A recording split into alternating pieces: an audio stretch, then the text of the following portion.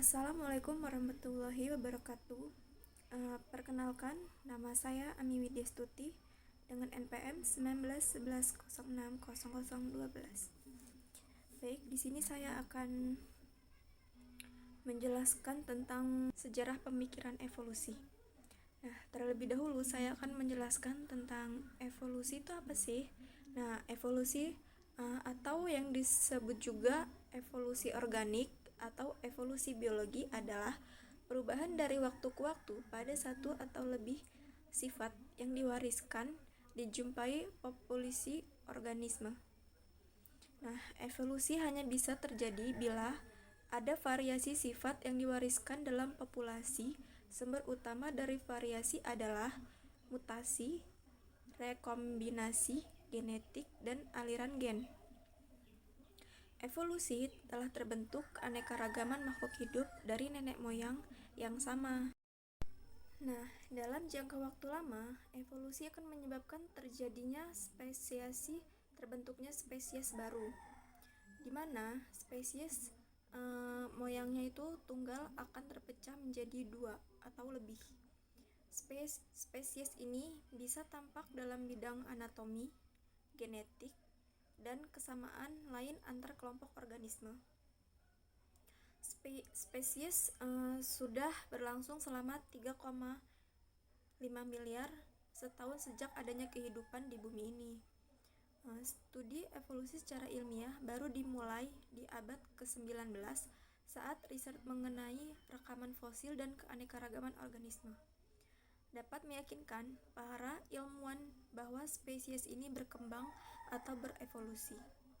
Seleksi alam secara berpisah disusul oleh Charles Darwin dan Alfred Wallace pada tahun 1958.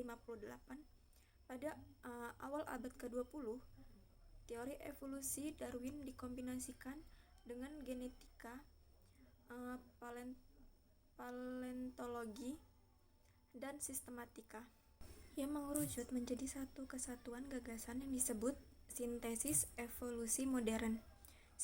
Sintesis ini menjadi prinsip utama biologi sebab dapat memberikan penjelasan yang koheren dan menyatu akan sejarah kehidupan di bumi ini. Evolusi saat ini diaplikasikan dan dipelajari di dalam bidang ilmu biologi seperti biologi konservasi, biologi fisiologi, paleontologi, dan kedokteran. Di samping itu, evolusi juga memengaruhi disiplin dan non-biologi seperti pertanian, antropologi, fisiologi, dan psikologi. Nah, selanjutnya saya di sini akan menjelaskan tentang apa sih sejarah pemikiran evolusi itu. Nah, sejarahnya itu sebelum adanya karya Charles Darwin, studi evolusi tidak bersifat ilmiah. Pada saat itu, banyak sarjawan atau menerima spesies secara esensial atau ideal.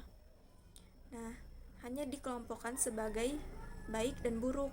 Itu adalah ilmuwan naturalis yang pertama kali memulai menggambarkan pola keteraturan di dalam sejarah statistik menggunakan istilah probabilitas atau peluang dan bukan determinisme.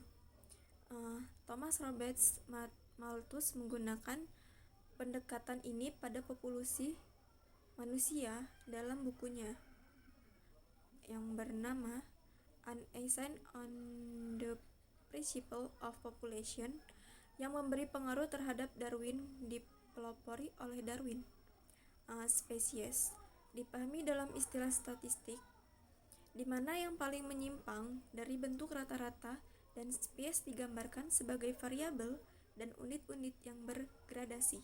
Darwin memformulasi gagasan seleksi alam pada tahun 1938 dan mengembangkan teorinya hingga tahun 1858 ketika Alfred Russel Wallace mengirimnya satu teori yang sama dipresentasikan di The Linnean Society of London dalam makalah terpisah. Nah, pada akhir tahun 1959, Di publikasi Darwin of the Origin of Species menerangkan tentang seleksi alam secara detail. Makin lama makin diterima para ahli bahwa evolusi memang terjadi.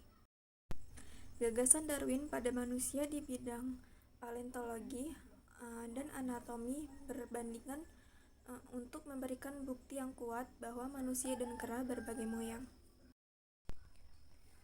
Kegemparan di seluruh dunia sebab berimplikasi bahwa mitos penciptaan dalam Alkitab atau Kristen salah dan manusia tak memiliki tempat khusus. Debat mengenai mekanisme evolusi berlanjut dan Darwin tak mampu menerangkan. Variasi terwariskan dalam seleksi alam. Jean-Baptiste Lamarck masih menduga bahwa induk mewariskan adaptasi yang diperoleh kepada anak-anaknya. Suatu teori yang dijuluki Lamarckisme pada tahun 1880-an, August Weismann menunjukkan bahwa perubahan dari Usdedus atau organ yang digunakan akan berkembang dan yang tak digunakan akan mengecil, diwariskan, dan Lamarckisme akhirnya ditinggalkan. Darwin tak dapat menerangkan bagaimana sifat ini bisa diwariskan ke generasi selanjutnya. Pada tahun 1865, Gregor Mendel menemukan bahwa sifat-sifat akan diwariskan dalam pola yang dapat diprediksi. Karya Mendel ditemukan atau diberikan lagi pada tahun 1900. Mengenai jarak evolusi yang diprediksi oleh genetikawan menimbulkan keretakan antara model evolusi Mendel dan Darwin. Meskipun konsep gen masih menjadi bagian dari mutasi alternatif teori evolusi, akhirnya dapat mendeskripsikan variasi mengenai bahan baku utama dalam seleksi alam. Walau Hugo dan De Vries dan genetikawan lain menolak seleksi alam berlangsung secara gradual, namun penemuan mereka selanjutnya dan genetikawan lain akhirnya memberikan dasar kuat untuk kokoh teori evolusi ini.